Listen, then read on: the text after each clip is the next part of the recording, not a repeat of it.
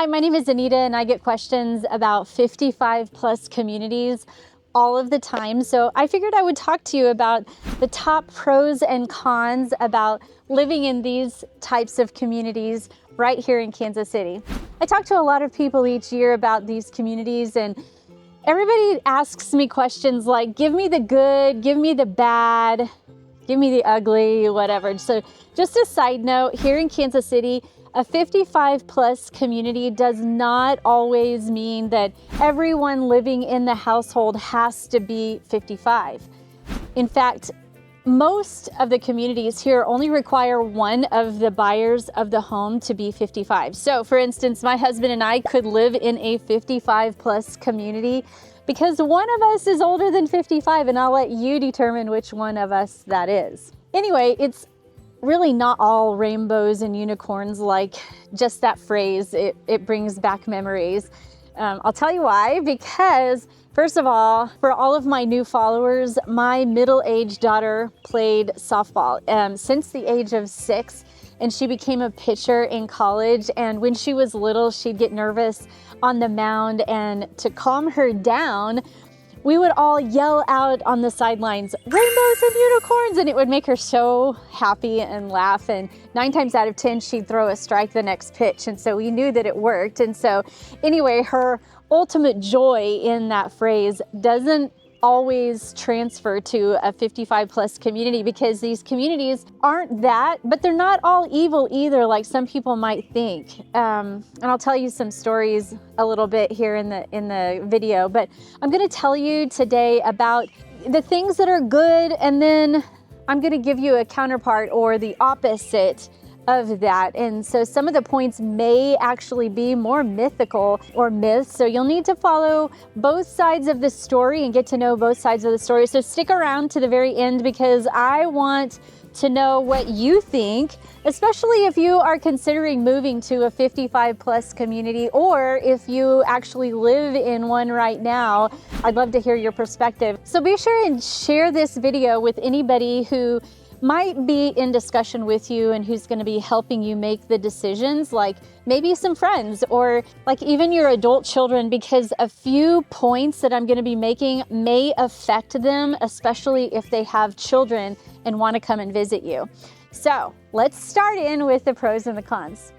Point number one. Point number one is probably the most popular reason why people want to move to a 55 plus community, and that is because of the low maintenance.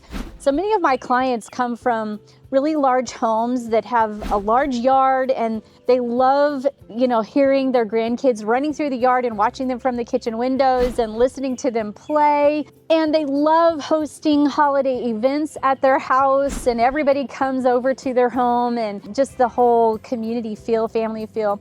But they're tired of some things, tired of yard work, tired of mowing, and they want to just get up and travel and maybe even have a second home in another state, and they just want to lock and leave during the various times of the year.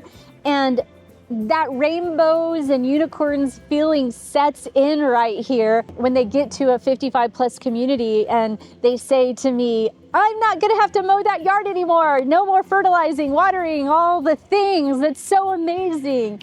And that feeling kind of sets in. And some people actually really like, though, maintaining flowers or bushes, but they don't really want to maintain the grass. So understanding each HOA is so important. This is where the opposite viewpoint and the reality kicks in, especially like when it snows. I mean, you might not necessarily need your snowblower. This is why it's so important to read the HOA covenants and restrictions. So one example would be that many communities that are low maintenance or 55 plus are not going to remove the snow if it's less than 2 inches high. So you want to know that. But many really enjoy the low maintenance lifestyle where, you can leave for weeks at a time and then come back and then everything still looks great in their yard and they don't have to worry about hiring somebody while they're gone. Now, the opposite side of that is that it can be a deal breaker in some communities with the fact that some people actually really love the low maintenance, but they want to take care of their own yard themselves. And so this can be a deal breaker breaker if somebody really is wanting to take care of that. So it's really important to read the covenants and restrictions that I get for you for every single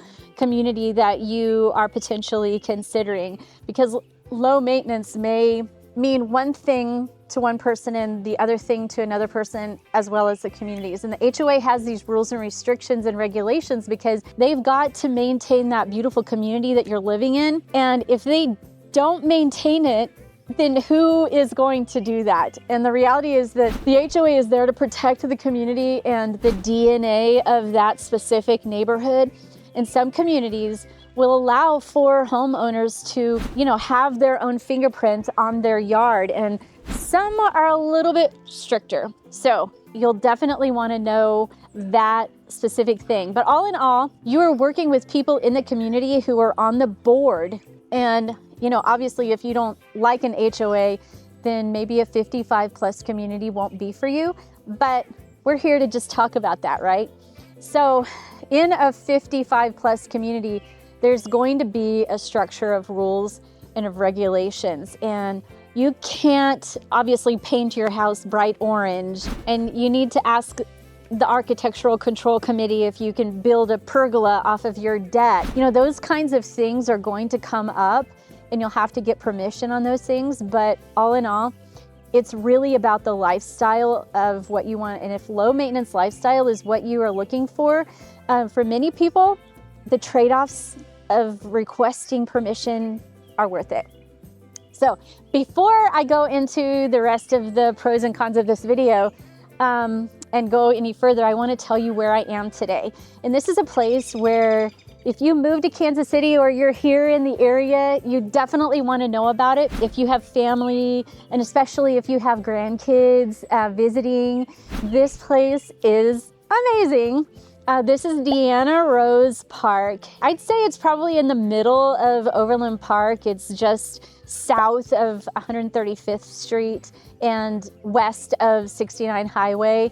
And it's such a cool place. If you're looking for one of the most wholesome, feel-good spots in the Kansas City area, this is one of those spots that you've got to come. Deanna Rose Children's Farmstead, it's like stepping into this charming little slice of farm life right in the middle of the suburbs. Think like friendly goats that you can feed, fishing ponds, pony rides, historic barns, and even a one-room schoolhouse. It's hands-on, it's nostalgic, and honestly, it can make you feel like a kid again, especially if you bring your grandkids. Perfect for families, date days, or just showing, slowing the life down just for a minute and enjoying an outing. It's a place that is just awesome to visit.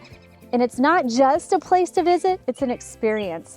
A lot of kids have their birthday parties here and school outings here. It's just really cool. It's a fun place for people to come, for an hour or two and let the kids run around and burn off some energy. And then you'll head back to your house, at grandma's house at your 55 plus community. So it's a fun place, and you definitely want to make sure that you visit when your family is around. So let's go on to pro number 2, and that's it can be a built-in social life. This is a subject that you need to truly fully understand, because you'll think that the pro is that there's this built-in social life. My client Robert and I were looking for a 55 plus community, and we went all around looking at the community centers because he wanted to have a community center in his 55 plus community that he chose, and he wanted to find out which one fit his desires best. And some community centers had a fitness center in them, some didn't. One of them had a library and a pool table, the other ones didn't. It was all different. And unfortunately, there were even some that he was wanting to consider that didn't even have a community center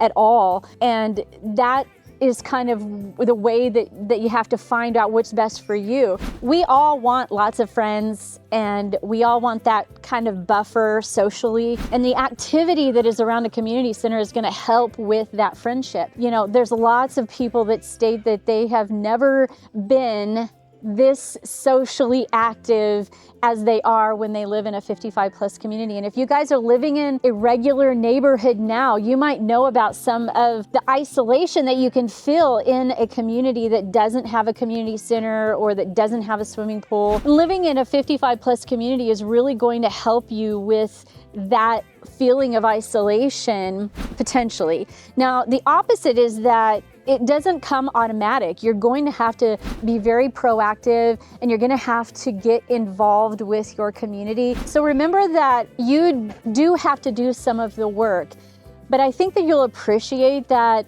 the pro of having a social life outweighs the con of having to do some work, especially if it makes you a little uncomfortable, especially seeing some of the events, which lead me to number 3.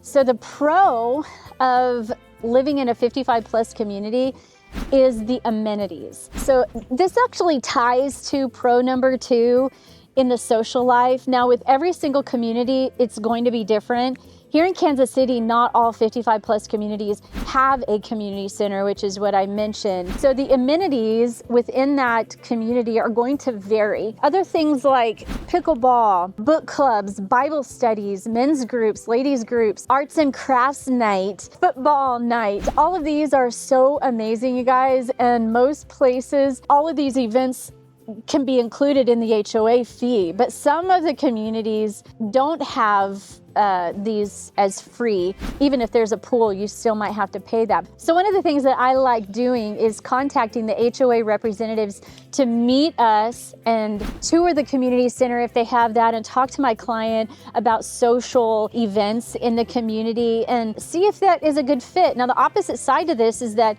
sometimes those amenities are free, but then sometimes they're not.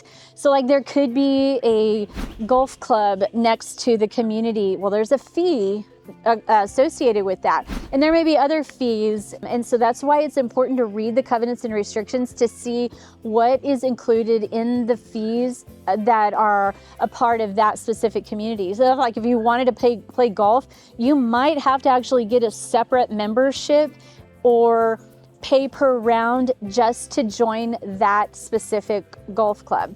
Or there could be arts and crafts going on and you're gonna have to pay for your supplies.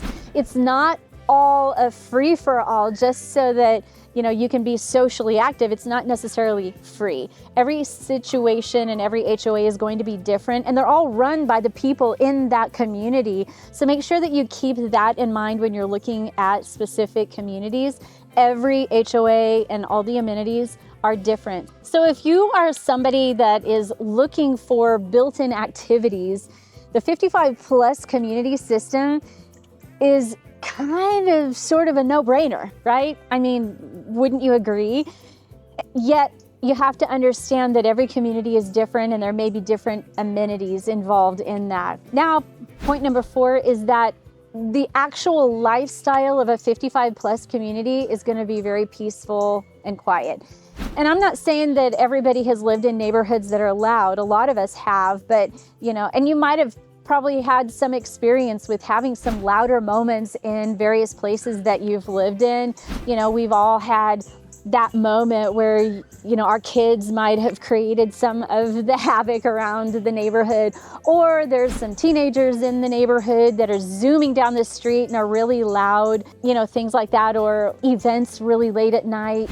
That kind of thing happens in a regular neighborhood. But honestly, I've mostly lived in neighborhoods with an HOA, and I have not really had to address a massive problematic noise issue. But 55 plus communities are typically very peaceful. They're very quiet. I mean, it makes sense because 55 plus people aren't normally out late at night, or they're not having street parties at midnight, and they don't have teenagers racing through the streets. So there is kind of a natural lifestyle of peace and quiet. Now, there is something to know about some of these communities when it comes to the noise.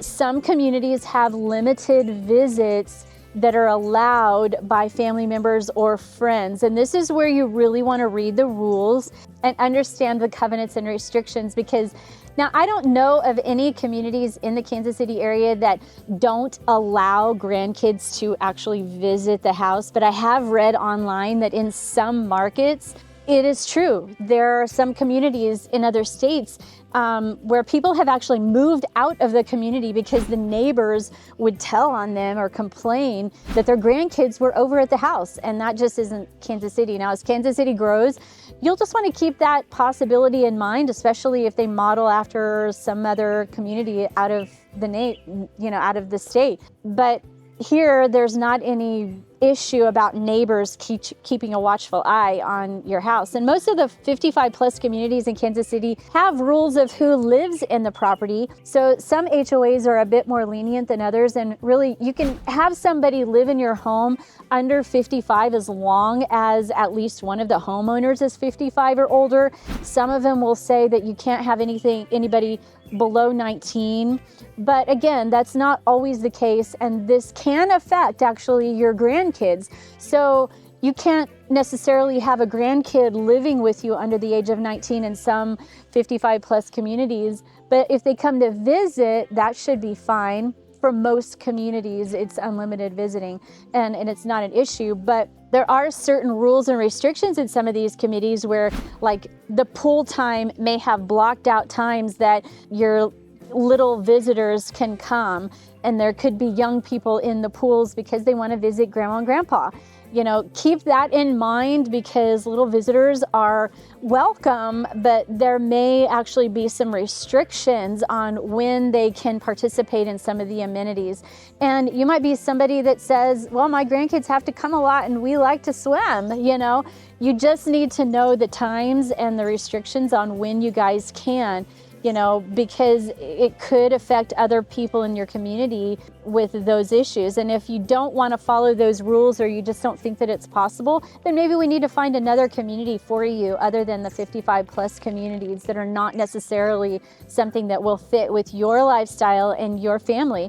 And I even know grandmas who help with homeschooling their grandkids. They've helped with cooking classes or sewing classes, and even with gym help, or something of that nature. But don't think that you can just go down to the pool and have your 10-year-old grandson at any given time throwing a football back and forth, because that may actually affect other residents who are in the community. And it's not going to be a good thing if the football gets thrown and hits a grandma on her head. That's not going to be a good thing. So that's obviously not going to play well in the community if they're accidentally hitting grandmas on the head. So these are all different things to think about when you are considering a 55 plus community.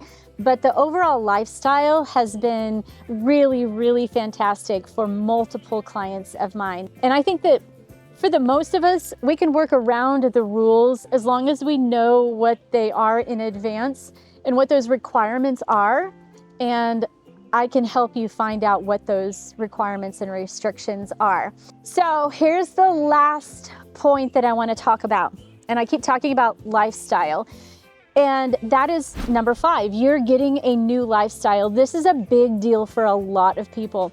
You can move into a new community, get a start that is fresh with new activities and new friends, new places to go, and even new styles of home. Most of the time when I help clients move into a 55 plus community, they aren't used to a one-level home, and they're not used to living in condos. And this helps to eliminate stairs and helps them age gracefully, right? Because a lot of people don't do stairs after 55 or more. But 55 and plus community, it's important to consider and to start planning for some of your health issues that might come into the future when it comes to stairs. And yet people, when they live in these communities, are living their best life and are absolutely loving the amenities and the friends. And so if this is you and these things are some of the things that appeal to you, then I think that we should talk. So give me a call at the number that is in the description below. It actually may be even on the screen. And there's a Calendly link in the description below that if you click on that, it goes right to my calendar and you can set up an appointment and we can have a Zoom call about some of the things that you are looking for in a perfect 55+ community here in the Kansas City area.